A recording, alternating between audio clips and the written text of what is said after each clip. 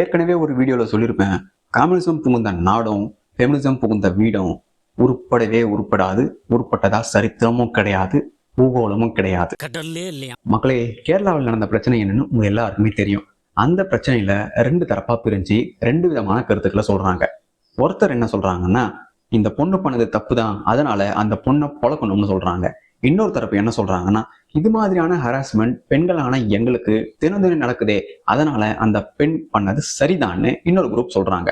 ஆனா இந்த விஷயத்த நாம இப்படி பார்ஷலா அவங்கவுங்களுடைய ஐடியாலஜிக்கு அவங்கவுங்களுடைய விருப்பத்துக்கு ஏத்த மாதிரியான கருத்தை புகுத்தி பார்க்கவே கூடாது.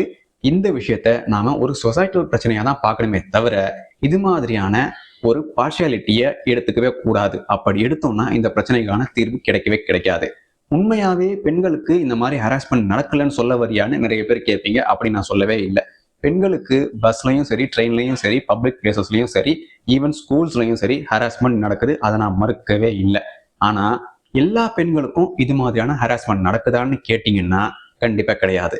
அதே மாதிரி எல்லா ஆண்களுமே இந்த மாதிரி ஆல் டைம் காஜில சுத்துறாங்களான்னு கேட்டீங்கன்னா கிடையவே கிடையாது. It's a fact. ஆனா இந்த உண்மையை மாடர்ன் ஃபெமினிச தற்குறி பெண்கள் ஏத்துக்கிறதே கிடையாது. இதை ஏத்துக்காம எப்ப பார்த்தாலும் ஆல் மென்னார்னு சொல்லிட்டு சுத்துறாங்க. தோணிக்கிட்டே இருக்கு. பொதுவாகவே ஹராஸ்மெண்ட்னா அது பெண்களுக்கு தான் அதிகமாக நடக்கும்னு எல்லாருக்குமே தெரியும். இது ஜென்ரலா இருக்கிற எல்லா ஆண்களுக்குமே தெரியும். ஆனா என்னைக்கு மாடர்ன் ஃபெமினிசம் புகுந்ததோ அன்னையில இருந்தே ஃபேக் ஹராஸ்மெண்ட் கேசஸ் அதிகமாக ஆரம்பிச்சது. இதனால உண்மையாவே ஹராஸ்மெண்டால பாதிக்கப்படுற பெண்களுக்கு உண்டான நியாயம் கிடைக்கிறதே கிடையாது. ஆனா இதை பத்தி எந்த ஃபெமினிசம் பேசுற பெண்களும் யோசிக்கிறதே கிடையாது.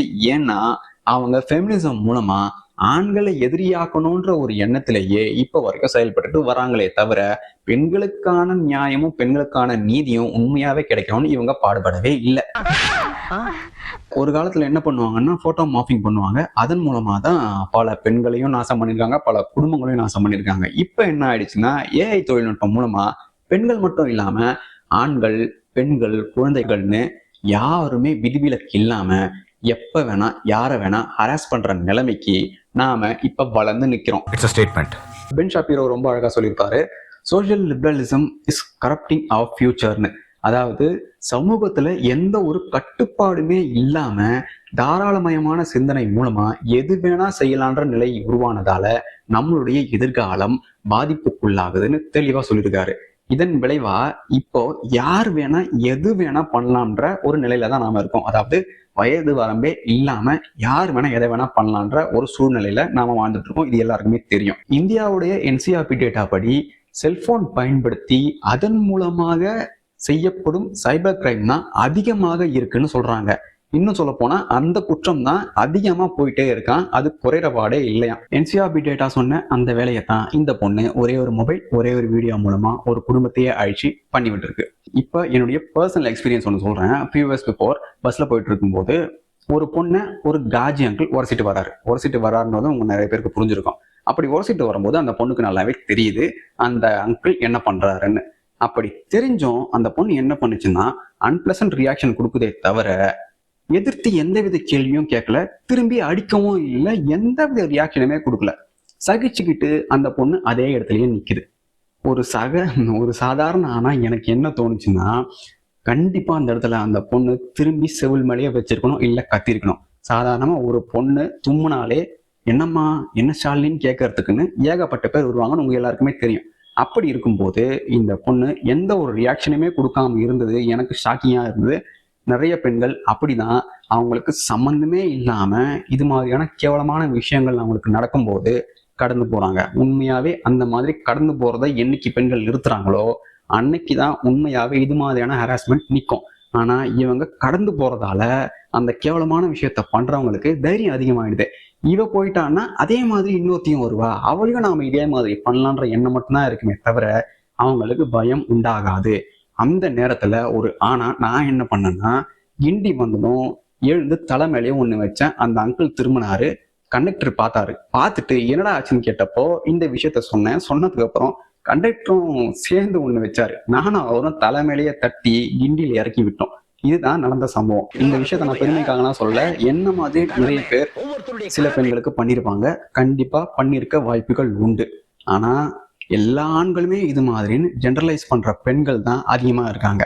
இந்த இடத்துல அந்த பொண்ணு என்ன பண்ணிருக்கணும்னா, தைரியமா அவனை எதிர்த்து கேள்வி கேட்டிருக்கணும், இல்ல அடிச்சிருக்கணும். இந்த ரெண்டையுமே பண்ணல. அப்ப ஃபெமினிசம் பத்தி அதிகமான எக்ஸ்போஷர் கிடையாது. இப்ப பாத்தீங்கன்னா ஒரு 5-6 வருஷமா ஃபெமினிசம் பத்தி நிறைய சாதாரணமான பெண்களுக்கே தெரிய வந்திருக்கு. சாதாரணமான பெண்கள்லாம் என்ன சொல்றேன்னா, ஸ்கூல் படிக்கிற பொண்ணுங்களுக்கே அதை பத்தி தெரிய வந்திருக்கு. அப்படின்னா வேலைக்கு போற பெண்களுக்கு அதை பத்தி எவ்வளவு தெரிஞ்சிருக்கும். தினசரி பஸ்லயும் ட்ரெயின்லயும் பப்ளிக் பிளேசஸ்லயும் போகும்போது இது மாதிரி ஹராஸ்மெண்ட் நடக்கும்போது அவங்க என்ன பண்ணணும்னு இந்த ஃபெமினிசம் கத்து தந்திருக்கான்னு பாத்தீங்கன்னா சுத்தமா கிடையாது. இந்த ஃபெமினிசம் மூலமா அவங்க கத்துக்கிட்ட விஷயம் என்னன்னா, ஆண்களை எப்படி எதிரியாக பார்ப்பது, ஆண்கள் தான் நமக்கு எதிரின்ற எண்ணத்தை மட்டும்தான் இந்த ஃபெமினிசம் அவங்களுக்குள்ள பூத்திருக்கே தவிர, அவங்களுக்கு ஏதாவது ஒரு விஷயம் நடந்தாலோ இல்ல அவங்களுக்கு ஏதாவது பிரச்சனை நடந்தாலோ அதை எப்படி எதிர்த்து கையாளணுன்ற விஷயத்த கத்து கொடுக்கவே இல்லை. அப்படி இருக்கும்போது இந்த கர்மம் பிடிச்ச ஃபெமினிசம் எதுக்கு? ஃபெமினிசம் மூலமா பெண்களுக்கு எந்த ஒரு பயனுமே இல்லைன்னு எத்தனை தடவை சொன்னாலுமே இந்த தற்கொலை பெண்களுக்கு புரியவே மாட்டுது. எது நடந்தாலும் ஆண்கள் தான் சொல்ற ஒரே விஷயத்துல மட்டும்தான் இந்த தற்கொலை பெண்ணியவாதிகள் நிலையா இருக்கிறாங்களே தவிர, அவங்களுக்கு ஏதாவது ஒரு பிரச்சனை நடக்கும்போது அதை எப்படி சமாளிக்கணும்ன்ற விஷயத்த இந்த ஃபெமினிசம் மூலமா கத்துத்தர யாருமே கிடையாது. இப்ப நான் சொன்னது க்ரௌடட் பிளேஸ்ல நடந்தா என்ன பண்ணணும்னு. இதுவே செக்லூடட் பிளேஸ்ல நடந்தா என்ன பண்ணணும்னு நான் சொல்லல. ஏன்னா அந்த நேரத்துல ஆணா இருந்தாலும் சரி பெண்ணா இருந்தாலும் சரி அவங்களுக்கு ஹராஸ்மெண்ட் நடக்கும்போது ஒரு குரூப்பாவோ இல்ல 2-3 பேரோ இருந்தாலுமே ஆணா இருந்தாலும் பெண்ணா இருந்தாலும் பயப்படதான் செய்வாங்க. அந்த நேரத்துல நாம சமயோஜிதமா தப்பிக்கணுமே தவிர இது மாதிரியான கிறுக்குத்தனங்களை பண்ண முடியாது. நான் சொல்ல வந்தது என்னன்னா, ஃபெமினிசம் பெண்களுக்கு எந்தெந்த நேரத்தில் எப்படி எப்படி நடந்துக்கணும்னு கத்துத்தரவே இல்லை. அவங்களை எப்படி அவங்களே பாதுகாத்துக்கணும்ன்ற முறைய இன்னி வரைக்குமே ஃபெமினிசம் சொல்லித்தரவே இல்லை. ஆனா எதுக்கெடுத்தாலும் ஃபெமினிசம் தான் உனக்கு இந்த உரிமையை வாங்கி தந்ததுன்னு உருட்டுறதுக்கு மட்டும் மேடை ஏறி பேச 1000 பெண்ணியவாதிகள் இருக்காங்க. இது மாதிரியான ஹராஸ்மெண்ட்டை தடுக்க ஒரே ஒரு பெண்ணியவாதி கிட்டையாவது என்ன சொல்யூஷன் கேளுங்க, ஒருத்தர் கூட சொல்ல மாட்டாங்க அதற்கான தீர்வு. ஆனா மாடர்ன் ஃபெமினிசம் இது மாதிரியான ஹராஸ்மெண்ட் ஒரு பொண்ணுக்கு நடந்தா என்ன பண்ணணும்னு கத்து கொடுத்துருக்கு தெரியுமா? மொபைல் எடுத்தோழி, அதை வீடியோவா எடுத்தோழி, அதை வச்சு ரீல்ஸும் லைக்ஸும் ஷேர்ஸும் வாங்குதோழி, அதனால உனக்கு நன்மை விளைந்துடும் தோழின்னு சொல்லியிருக்காங்க. உண்மையாலே இதன் மூலமா நன்மை விளைந்ததான் பாத்தீங்கன்னா நன்மை விளையவே இல்லை. இதன் மூலமா பாதகம் தான் அதிகமாகிடுச்சு. ஏன்னா 3 டைமென்ஷனல் வேர்ல்ட்ல மொபைல் மூலமா நாம ஒரு வீடியோ எடுத்தோம்னா அது 2 டைமென்ஷனல் வீடியோவா தான் நமக்கு தெரியும். பார்க்கிறவங்களுக்கு அதுல எது உண்மை எது பொய்ன்னு டக்குன்னு கண்டுபிடிக்கவே முடியாது. ஆனா பெண்களால அதை கண்டுபிடிக்க முடியும். ஏன்னா ஃபெமினிசம் மூலமா பாதிக்கப்பட்ட பெண்களுக்கு இந்த வீடியோவை பார்த்தா முதல்ல என்ன தோணும்னா, அவன் பொறுக்கி, அவன் கண்டிப்பா டச் பண்ணா, அவன் ஹராஸ் பண்ணா, அவன் என்னென்னமோ பண்ணா, அவன் பொறுக்கி, அவன் அம்மா பொறுக்கி, அவன் குடும்பமே பொறுக்கின்னு எத்தனை பொறுக்கி போடுவாங்கன்னே தெரியாது. எல்லா பொறுக்கியும் போட்டு எல்லா வார்த்தையும் போட்டு அவனை திட்டி அவன் யாருன்னே தெரியாம இவங்களா கொந்தளிச்சு கேவலப்படுத்தி முடிச்சு விட்டுருவாங்க. அந்த மாதிரி தான் தீபக்கை முடிச்சு விட்டுருக்காங்க. உண்மையாவே ஒரு வீடியோவை பார்த்து இது உண்மை இது பொய்ன்னு நம்மளால கண்டுபிடிக்க முடியாது. இதை கண்டுபிடிக்க ஃபாரன்சிக் எக்ஸ்பர்ட்ஸ் தான் தேவை. ஏன்னா அவங்களுக்கு இதுல பலதரப்பட்ட இன்ஸ்ட்ரக்ஷன்ஸ் இருக்கு, பலதரப்பட்ட டீடைலிங் மூலமா அவங்க அதை கண்டுபிடிச்சிருவாங்க. சில பேரால வீடியோவை பார்த்து கண்டுபிடிச்சிட முடியும். அதாவது ஃபாரன்சிக் எக்ஸ்பர்ட்டா இல்லாதவங்க சில பேரால கண்டுபிடிச்சிட முடியும். ஆனா இந்த பெண்களை பொறுத்த வரைக்கும், அதுலயும் சொன்னேன் இல்லையா, ஃபெமினிசத்தால பாதிக்கப்பட்ட பெண்களை பொறுத்த வரைக்கும் ஒரு வீடியோவை ஃபேக் வீடியோவா இருந்தாலும் சரி, ஏஐ மூலமா எடிட் பண்ண வீடியோவா இருந்தாலும் சரி, ஒரு ஆண் ஒரு பெண் ஏதாவது பண்றான்னு அவங்களுக்கு தெரிய வந்துருச்சுன்னா உடனே கொந்தளிச்சிருவாங்க, உடனே நம்மளை கடிக்க ஆரம்பிச்சிருவாங்க. All men are this, all men are தட்னு டேக் ஓட்ட ஆரம்பிச்சிருவாங்க. இதன் விளைவா தான் தீபக் என்ற ஒரு அப்பாவியோட உயிர் போயிருக்கு. இது மாதிரிதான் இந்த பொண்ணு 3D வேர்ல்டு நடந்த விஷயத்த மொபைல் மூலமா எடுத்து அதை பரப்புனதும் அந்த 2D வீடியோ எல்லாருக்குமே பரவுச்சு. அந்த 2D வீடியோவை பார்த்த எல்லாருமே ஆமா அவன் தப்பு தான் பண்ணான்னு அவரை ஏறி அந்த மனுஷனை, ஏற்கனவே டிப்ரெஷன்ல இருந்த அந்த மனுஷனை ஒரே அடியா முடிச்சு விட்டுருக்காங்க. அதுலயும் பெரும்பாலும் யார் காமெண்ட் பண்ணதுன்னு பாத்தீங்கன்னா அந்த வீடியோல பெண்கள் தான். நான் சொன்னேன் இல்லையா, இந்த ஃபெமினிசத்தால பாதிக்கப்பட்ட தற்குறி மனநோயாளி பெண்கள் தான். இதுங்க தான் பார்த்ததுமே ஒருத்தன் கெட்டவன் ஒருத்தன் நல்லவன்னு இவங்க பார்த்ததுமே கண்டுபிடிச்சிருவாங்களாம். அந்த அளவுக்கு அறிவு முற்காலத்துல இருந்தது. இப்ப இருக்க பெண்களுக்கு அந்த அறிவு கிடையவே கிடையாது. ஏன்னா ஃபெமினிசம் மூலமா அது அழிஞ்சு போயிடுச்சு. அழிஞ்சு போன அறிவை வச்சு இவன் கெட்டவன் இவன் நல்லவன்னு வீடியோவை பார்த்தே இவங்க முடிவு பண்ணிடுவாங்களாம். அதுவும் ஃபெமினிசம் இன்டாக்டினேஷன் மூலமா எது சொன்னாலும் அதை உண்மைன்னு நம்பிடுவாங்களாம். இந்த விஷயத்த தீபக் நினைச்சிருந்தா சரி பண்ணிருக்கலாம். ஆனா பெண்கள் இந்த மாதிரியான விஷயங்கள் நடந்தா எங்க வேணா எந்த படியேறி வேணா கம்ப்ளைண்ட் பண்ணலாம். ஆனா ஒரு ஆணுக்கு இது மாதிரி நடந்தா அவன் எந்த படி ஏறினாலும் அவன் கம்ப்ளைண்ட்டை ஏத்துக்கவே மாட்டாங்க. ஏன்னா அரசாங்கமே சிரிக்கும். ஏண்டா ஒரு ஆம்பளையா இருந்து நீ எப்படிடா இந்த மாதிரியான ஹராஸ்மெண்ட் உள்ளாவன்னு அவங்களே கேட்பாங்க. அந்த மாதிரியான கட்டமைப்பு தான் ஆண்களுக்கு இந்த இந்தியாவில் இருக்கு. ஆம்பள மாமா. இந்த காரணத்தாலேயே ஹராஸ்மெண்ட்டுக்குள்ளாக்கப்படும் பெரும்பாலான ஆண்கள் கம்ப்ளைண்ட் பண்ண முன் வரதே கிடையாது. ஏன்னா இந்த சமூகம் அவங்கள கேவலமா பார்க்குன்ற ஒரு எண்ணத்தால தான். ஆனா பெண்கள் அதை நினைச்சு கவலைப்படுறதே கிடையாது. ஏன்னா அவங்களுக்கு அது தேவையே கிடையாது. இந்த பொண்ணு அப்பட்டமான சைபர் புல்லிங் பண்ணிருக்கு. சைபர் புல்லிங்னா ஒண்ணுமே கிடையாது. ஒரு எளிமையான டார்கெட்டை ஃபிக்ஸ் பண்ணி அந்த டார்கெட்டை தொழில்நுட்பங்கள் மூலமா தாக்குறது. இந்த பொண்ணு தீபக்கை டார்கெட் பண்ணி வீடியோ எடுத்து இன்டென்ஷனலா சைபர் புல்லிங் பண்ணிருக்கு. இருக்கிற எல்லா புல்லிங்ஸை விட சைபர் புல்லிங் மட்டும் மிக கொடூரமானது. அது ஏன்னா இன்டர்நெட்ல இந்த வீடியோஸ் எப்பவுமே இருக்கும். இதை நீக்கவே முடியாது. இதன் விளைவா உலகத்துல இருக்க யாரு வேணா அந்த வீடியோவை பார்க்கலாம். இதன் காரணமா என்ன ஆகும்னா சைபர் புல்லிங்க்கு உட்படுத்தப்பட்ட அந்த விக்டிமுடைய வாழ்க்கை பப்ளிக்கா வெளியே வந்துடும்.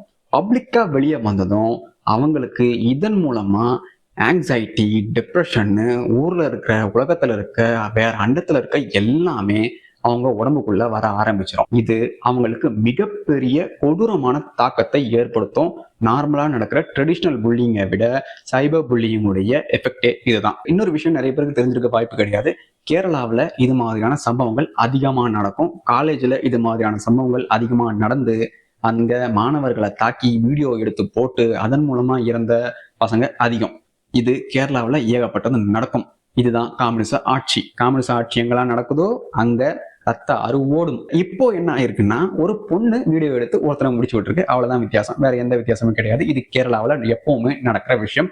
அங்க இது சகஜம். சைபர் புல்லிஸ் பத்தி சிடிசி வெளியிட்ட டேட்டால என்ன சொல்லியிருக்காங்கன்னா இந்த சைபர் புல்லிஸ் எப்பவுமே இந்த வேலையை தொடர்ந்து பண்ணிட்டு தான் இருப்பாங்க. இவங்க அப்பாவிகளை மையப்படுத்தி தான் இந்த வேலையை செய்வாங்கன்னு சொல்லியிருக்காங்க. அதே மாதிரி தான் தீபக் என்ற அப்பாவிய இந்த பொண்ணு டார்கெட் பண்ணி வீடியோ எடுத்து அவரை ஒரே அடியா கொண்டு இருக்கு. ஜாப்பனீஸ் சைக்காலஜிஸ்ட் மஃபுமி என்ன சொல்றாருன்னா டிப்ரெஷன்ல இருக்க ஒரு நபரும் இன்டர்நெட்டும் இணைஞ்சா மிக கொடூரமான விளைவு உண்டாகும்னு சொல்றாரு. அந்த மிக கொடூரமான விளைவு எது தெரியுமா? தற்கொலை. இதைத்தான் அவர் சொல்லியிருக்காரு. இந்த விஷயம்தான் தீபக்குடைய தற்கொலைக்கு பின்னால் நடந்திருக்கு. இந்த பொண்ணு தொடர்ந்து இது மாதிரியான வீடியோக்கள் எடுக்க என்ன காரணம்னு உங்ககிட்ட கேட்டா நீங்க எல்லாருமே அட்டென்ஷன் சீக்கிங்காக எடுத்ததுன்னு சொல்லுவீங்க. அது ஒரு காரணம் தான். ஆனா மிக முக்கிய காரணம் எதுன்னா ஒரே ஒரு விஷயம் தான். அதுதான் மாடர்ன் ஃபெமினிசம். இந்த மாடர்ன் ஃபெமினிசத்தால பாதிக்கப்பட்ட பெண்கள் எப்பவுமே ஒரு விஷயத்துல மட்டும் ஸ்ட்ராங்கா இருப்பாங்க. அது என்னன்னா அவங்களுக்கு எந்த பிரச்சனை நடந்தாலும் அதுக்கு காரணம் ஆண்கள் தான் சொல்லுவாங்க.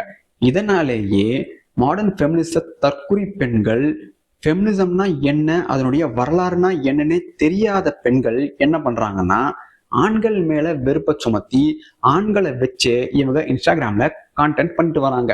இதுதான் இன்ஸ்டாகிராம்ல அதிகமா புஷ் பண்ணப்படுது. இது பாலிடிக்ஸ் தெரிஞ்சவங்க நல்லாவே தெரியும். ஃபெமினிசம் மூலமா எதையெல்லாம் நமக்கு திணிக்கிறாங்கன்னு நீங்க கவனிச்சுட்டு வந்தீங்கன்னா உங்களுக்கு நல்லாவே புரியும். இதோட சேர்ந்தது தான் இந்த LGBTQ+. ஆண்கள் மேல இருக்க வெறுப்பை வச்சு வீடியோ பண்ணிட்டு வர இது மாதிரியான தற்குறிகளுடைய வீடியோவை பார்க்குற நல்ல பெண்களும் ஃபெமினிசம்னா என்னன்னே தெரியாத பெண்களும் இதை பார்த்து அவங்களும் நாமளும் இது மாதிரி பண்ணா நாமளும் ஃபேமஸ் ஆகிடலாம்ன்ற ஒரு எண்ணத்துல அவங்களும் ஆண்கள் மேல வெறுப்பை சுமத்தி அவங்களும் வீடியோ போட ஆரம்பிச்சிட்டாங்க. ரேபிடோல போனா ஹராஸ் பண்றான், ஊபர்ல போனா ஹராஸ் பண்றான்னு ஃபேக் அலிகேஷன்ஸ் அண்ட் ஃபேக் வீடியோஸை ரெடி பண்ணி அதை இன்ஸ்டாகிராம்ல கான்டென்ட்டா போடுறதுக்குன்னே ஒரு குரூப் உருவாகி இருக்கு. இதன் மூலமா உண்மையாவே ஹராஸ்மெண்ட் நடக்கிற பெண்களுக்கு அவங்களுக்கான நியாயம் நீதி கிடைக்கிறதே கிடையாது. இதை பத்தி இந்த ஃபேக் அலிகேஷன் அட்டென்ஷன் சீக்கிங் தற்குறிகளுக்கு கவலையே கிடையாது. இதை பண்றது யாருன்னு பாத்தீங்கன்னா ஏற்கனவே சொன்னேன் இல்லையா, மறுபடியும் அதை தான் சொல்றேன், மாடர்ன் ஃபெமினிசத்தால் பாதிக்கப்பட்ட தற்குறி ஜந்துக்கள். இந்த ஜந்துக்களுடைய வகையை சேர்ந்தது தான் இந்த பெண்ணும். இவங்களுக்கு அதாவது இது மாதிரியான பெண்களுக்கு நார்சிசிஸ்டிக் பர்சனாலிட்டி டிஸார்டர் இருக்கு. இது பயாலஜிக்கலி நிரூபிக்கப்பட்ட ஃபேக்ட்.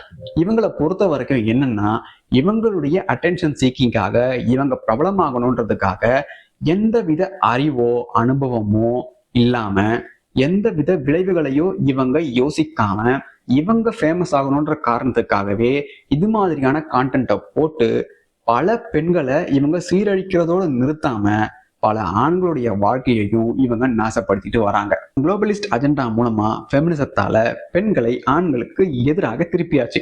1960களில் இருந்தே மெல்ல மெல்ல மெல்ல இந்த வேலையை பார்த்துட்டு வந்து இப்போ இந்த நிலைமையில கொண்டு வந்து நிறுத்திருக்காங்க. ஐரோப்பிய நாடுகள் மொத்தமா காலி. உலகம் முழுக்க பர்த் ரேட் ரொம்ப அடி வாங்கி போயிடுச்சு, அதாவது டெக்ளைன் ஆகி போயிடுச்சு. ஃபெமினிசம் மூலமா அதிக அடி வாங்கிய south Korea birth rate replacement லெவலை தொட முடியாத நிலைமைக்கு போயிடுச்சு. ஆனா இந்தியாவில என்ன நடக்குது தெரியுமா? உலகம் முழுக்க இப்படி நடந்துட்டு இருக்கும்போது இந்தியாவில என்ன நடந்துட்டு இருக்குன்னா, ஆரியர்கள் எங்களை ஒடுக்கினார்கள்னு ஆரம்பிச்சு தாலி எங்களுக்கு வேலி, பெண்கள் குழந்தை பெத்துக்கிட்டாதான் உயிரோட இருக்க முடியுமா, குழந்தை இல்லாம அவங்களால உயிரோட இருக்க முடியாதா, ஒருத்தனோட தான் கல்யாணம் ஆகணுமா, ஏன் பல பேரோட கல்யாணம் ஆகக்கூடாதா, ஆண் ஆணை கல்யாணம் பண்ணிக்க கூடாதா, பெண் பெண்ணை கல்யாணம் பண்ணிக்க கூடாதா, I am an independent women, my body my rights, சிங்கப்பெண்ணு ஏகப்பட்ட டேகுகளை உருட்டி பாதி பெண்களை என்பிடிக்குள்ள தள்ளியாச்சு. மீதி இருக்க நல்ல பெண்களையும் புது புது படங்களா புது புது ஐடியாஸா ஊத்தி அவங்களையும் கெடுக்கிற வேலையை பார்த்தாச்சு. இதையெல்லாம் தடுக்க முடியுமான்னு கேட்டீங்கன்னா 100% தடுக்கவே முடியாது. ஏன்னா இது டெமோக்ரஸி. டெமோக்ரஸில இதெல்லாம் இருந்தாதான் அதுக்கு மரியாதை. இது எல்லாத்தையும் சால்வ் பண்ணிட்டா டெமோக்ரஸிக்கு வேலை கிடையாது. ஆனாலும் ஒரு ஆப்ஷன் இருக்கு. இந்த ஆப்ஷனை செயல்படுத்த 99% சான்ஸே கிடையாது. ஒரே ஒரு % சான்ஸ் மட்டும்தான் இருக்கு இதற்கான சொல்யூஷன் தர. அது என்னன்னா, ஃபெமினிசத்தால பாதிக்கப்பட்டு ஆண் வெறுப்பிலிருந்து இந்த பெண்கள், அதாவது நம்ம இந்திய பெண்கள் மீண்டு வெளியே வந்து ஆணாகவும் பெண்ணாகவும் 2 ஜெண்டரும் இணைஞ்சு இந்த விஷயத்துக்கு எதிராக குரல் கொடுத்தா மட்டும்தான் இதற்கான தீர்வு கிடைக்கும். இல்லைன்னா இது மாதிரியான விஷயங்கள் இன்னும் அதிகரிச்சுட்டே தான் போகும். ஏன்னா டிஜிட்டல் எரா ஸ்டாப் ஆகாது. அது இன்னும் ரெகுலரஸா வளரதான் போகுது. அது வேற லெவல்ல போக போகுது. இன்னும் இது மாதிரியான சம்பவங்களை நாம நார்மலைஸ் பண்ண கூட வாய்ப்புகள் இருக்கு.